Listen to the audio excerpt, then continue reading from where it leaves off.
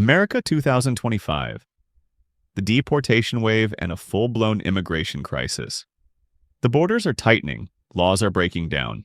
Society is split in two, and in the freezing night, children's cries echo beside deportation vans. But this isn't just the story of those being expelled. It's about an America on the verge of trading its morals for power. The truth behind America's deportation wave. In my neighborhood, every week another family disappears. No noise, no court order. Just one night, a white van quietly pulls up.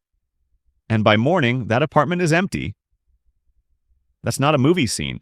That's America in 2025. On average, someone is arrested every 2 minutes for lacking papers. So is America solving immigration or erasing people who don't fit the system? These seemingly cold numbers are actually lives torn from their homes, families split in silence, dreams cut short in the middle of daily life. I used to think these deportation campaigns only targeted dangerous people, but that belief shattered the day my neighbor, a Latina woman who had lived here for over 12 years, worked at a bakery, and raised 2 small kids, was taken just for not completing her residency paperwork. She had no criminal record, no charges, no trouble. But that didn't stop her from being loaded into the van. The government claims that 75% of deportees have criminal records, with over 2,200 linked to gangs and nearly 500 tied to serious crimes. Sounds convincing until I read an independent report showing that 43% of those detained by ICE had no criminal history at all. So the question is, are we targeting criminals? Or quietly erasing a community just because they lack documents? And if this continues, can we still call it law enforcement? Or is it becoming systematic punishment? Even more concerning, hundreds of thousands are under alternatives to detention, meaning ankle monitors strapped to their legs. They're not in jails, but under 24/7 surveillance, living in what feels like unofficial house arrest. I'm scared to go grocery shopping, scared to show up to work. Every time someone knocks, my heart drops. A Guatemalan man told me during an interview in Houston. The government calls it a flexible security measure. But when you really look at who's being affected, you'll see. This isn't about national security. It's the human rights cost of trying to feel in control. If you were living this way, would you still believe it's fair law? And if someone who's never committed a crime, who lives honestly, can still be forced to leave, then who is this system really protecting? Feel free to share your thoughts respectfully and constructively. Policy changes, life changes? Imagine living in the US for 5 years. Your child excels in school, your wife has a job, your family is finding stability. And then, in one afternoon, it all falls apart because of an executive order signed 10 minutes ago. Sounds fictional, but that's what happened in March 2025.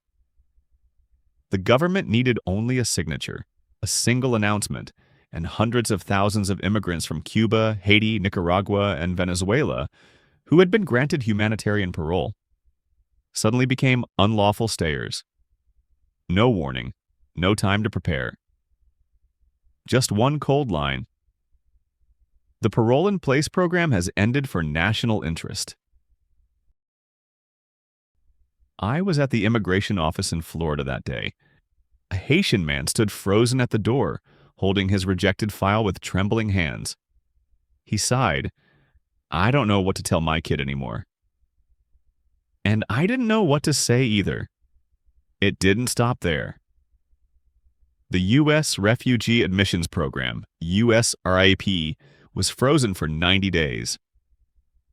For many, this wasn't just waiting, it was hell. I don't know where I'll sleep tonight. No one answers. No one says anything. A Venezuelan woman told me while sheltering in a church in El Paso. The result was thousands of asylum claims stalled. Families torn apart. Many were afraid to go out, to ask questions, to even breathe loudly. A CLU called it a plot to erase asylum access. And maybe they're right. Just as immigrants needed help the most, aid centers were running dry. A group in Arizona told me, "We can't afford our office rent anymore, but over 200 people still line up at our door every morning." So the real question is, if America once prided itself on being the land of hope, what are we holding on to today, and what are we losing? If you've ever heard someone say they should just go home, let them meet those who no longer have a place to call home. New immigration policies, impact on labor, daily life, and the shadow economy.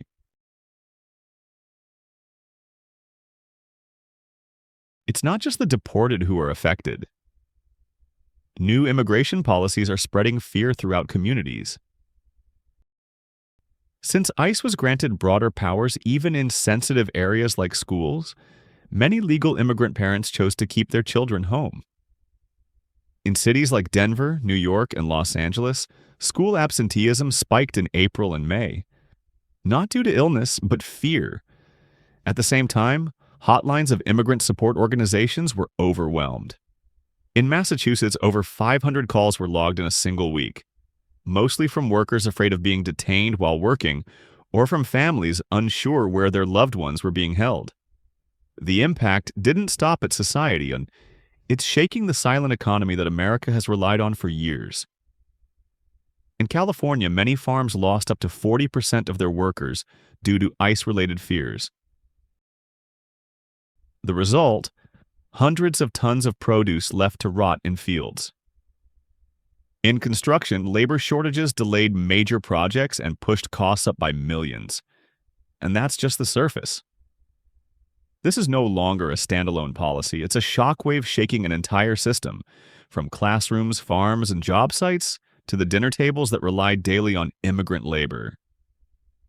While immigrants struggle with the fallout, states are turning into battlegrounds, where law isn't just enforced, but wielded as a tool of political stance. Immigration law is the new divide between states. America 2025. The deportation wave and full-blown immigration crisis is no longer a story of federal government versus immigrants. It's become a battleground between states, where law isn't just enforced but weaponized to signal political positions. On one side, Texas, Florida, and Arizona, the ICE-friendly states, intensify arrests and deportations. They fund their own border patrols and allow local police to demand immigration papers in any situation, even during a taillight stop. On the other, states like California, New York, and Illinois uphold sanctuary city policies, where local authorities refuse to cooperate with ICE without a court order. Some even fund legal aid to shield immigrants from deportation. The result? One nation, two ways of treating the same person. The same act, living without papers, might get you arrested in Florida, but deferred and legally supported in Los Angeles. No law has changed, but states interpret and enforce it so differently that it's alarming. In some cases, federal courts have had to mediate between the central government and state authorities, a scenario now increasingly common. And a growing question echoes across the country. If each state can choose its own immigration rules, is there still such a thing as one common constitution for all Americans? The battle isn't just in Congress or courtrooms. It erupts across phones, screens, and tweets, where every hashtag can split America in two. The social media war, when policy becomes an information storm. If the border is a visible front line, then social media is the invisible battlefield, where every tweet, video, and hashtag becomes a weapon in an ideological war. On X, formerly Twitter, America is split in two. One side calls for stricter deportation to restore order, spreading ICE raid videos with hashtags like "Yenas secure the border," PS immigration crisis. On the other side, human rights groups and immigrant communities share heartbreaking footage, children crying as their parents are loaded onto buses, terrified eyes in the dark, with the painful question, is this still the America we believed in? But the debate doesn't stop at emotion. Fake news spreads wildly, from 1,000 people deported in a single day, to secret detention camps in Texas and conspiracy theories about states harboring criminals. Some were debunked, but once information spreads, the truth can't catch up. In that chaos, the media also reels. Some outlets trying to report from both sides get criticized for lacking a stance. Others, both left and right, are accused of fueling division with sensational headlines and stories lacking context. So where is the real battlefield? At the border, where sweat and tears fall on makeshift tarps? Or in the very information we choose to believe, to share, and to trust each day? The U.S.-Mexico border, when shelter becomes a dead end of despair. At a makeshift camp by the Rio Grande, a 4-year-old girl holds out her hand for a banana from a volunteer worker. Her mother, Camila, from Guatemala, has waited nearly 3 weeks in the stifling heat, surrounded by dust and stretched tarps. Camila expected the journey to the U.S. to be hard, but she didn't expect the worst part to be waiting in place. After the U.S. government halted the CBP One app, tens of thousands like her were stuck just across the border, unable to move forward, unable to turn back, unsure when their asylum case would be heard. In crowded camps like these, danger always lurks. A Human Rights First report recorded over 13,000 cases of assault, kidnapping, and rape against migrants in 2025, mostly in border zones where they were forced to wait indefinitely. Mexican security forces were deployed to help control the situation, but criminal gangs still hide in the shadows. Many people disappear overnight. Those who remain, especially women and children, live in constant fear. Many Americans think the border is being protected, but to humanitarian groups, current crackdowns are not just closures, they're displacing the crisis into another country's backyard. The tragedy doesn't stop there. In El Paso, an elementary school teacher shared how a student suddenly disappeared, not due to illness or a school transfer, but because the parents were silently taken away. Children born in America, U.S. citizens, now live in daily fear while their parents await legal status. And so it's not only desert crossers who despair. Even in classrooms, supermarkets, and neighborhoods, that fear is growing. If the goal is national security, the real question is there a way to protect borders without turning them into graveyards of hope? And if the price of order is a generation of children living in silence and fear, is this still the America we once believed in? Overwhelmed welfare, thousands of children left behind. When parents are taken away at night or at their workplace, what's left isn't just an empty room. It's a child with no one to pick them up. In 2025, public schools in states like Texas, Arizona, and Georgia reported a surge in students showing up with no parent contact info. Many children refuse to give their real names, fearing that if exposed, they'd be separated from siblings or placed in detention. Child welfare agencies and shelters are overwhelmed. Caseworkers can't keep up with the files, let alone find long-term housing. Several states report that emergency shelters for unaccompanied immigrant minors hit full capacity in under 3 months.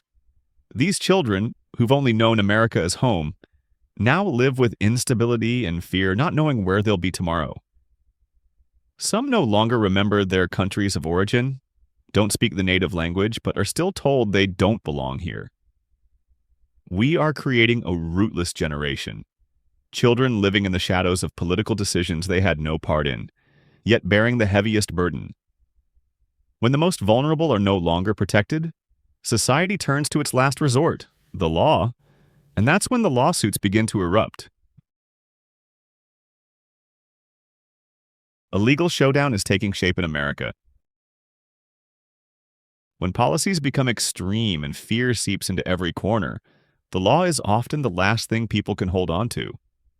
And in 2025, America is witnessing an increasingly fierce showdown between the federal government and an independent judiciary. The American Civil Liberties Union, ACLU, along with several other human rights organizations, has officially prepared lawsuits against ICE and the Department of Homeland Security for allegedly violating the right to legal protection, abusing executive power, and lacking transparency in arrests, especially involving individuals with no prior criminal record or those seeking asylum. Many immigration lawyers have also reported clients being detained without access to counsel or being transferred without notice. In some cases, family members had no idea where their loved ones had been taken for days, even weeks. Lawsuits are being filed in both state and federal courts, from California to Massachusetts, demanding that the government restore full legal process for immigrants and end the arrest now, ask later approach. These lawsuits are not just a battle for immigrant rights. They are a reminder to the whole country that no one, not even the government, is above the law. And if democratic institutions can't protect the most vulnerable, can they still protect the rest of society? While these cases move through the courts on Capitol Hill, partisan infighting continues to stall reform before it even begins. U.S. Congress. Endless debate on immigration and social policy. While families are being separated, the border turns into a refugee camp, and immigrant communities live in daily fear. In Washington, D.C., Congress remains quietly powerless. A comprehensive immigration reform bill, once seen as a breakthrough after years of stagnation, has collapsed as both parties failed to agree on any core provision. Republicans focus on security, border control, expanding ICE authority. Democrats defend DACA, provide legal pathways, and emphasize humanitarian values. Result: no compromise.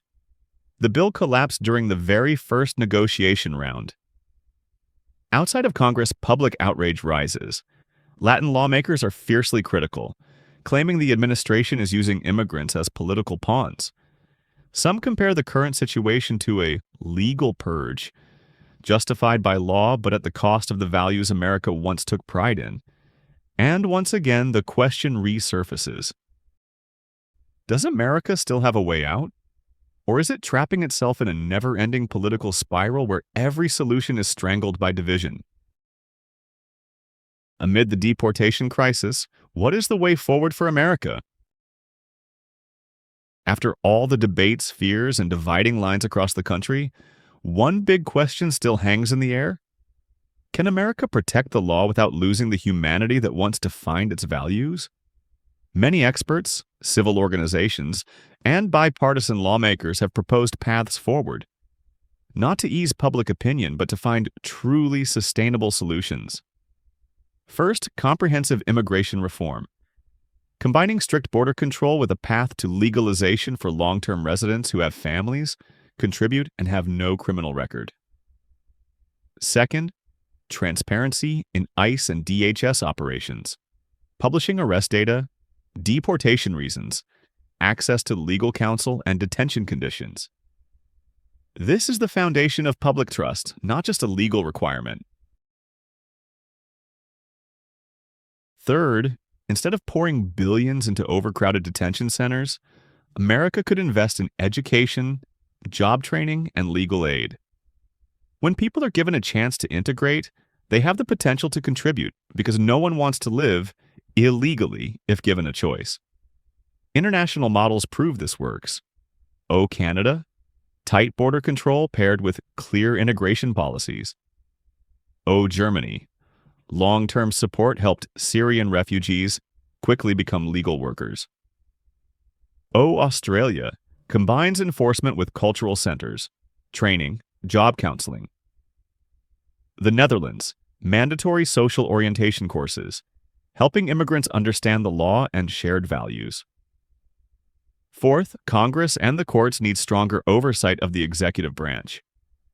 No one, not even the government, should stand above the law in a nation that claims to uphold the rule of law. Finally, there must be a federal-state dialogue platform where sanctuary cities and hardline states can find common ground. No one wants to see America torn apart by immigration policy, because in the end, deportation is not just a political decision, it's a test of compassion, of democracy's ability to self-correct, and of the question every generation of Americans must answer.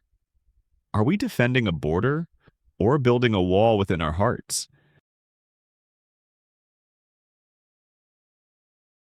A country deporting tens of thousands within months, yet deeply divided on how to treat them.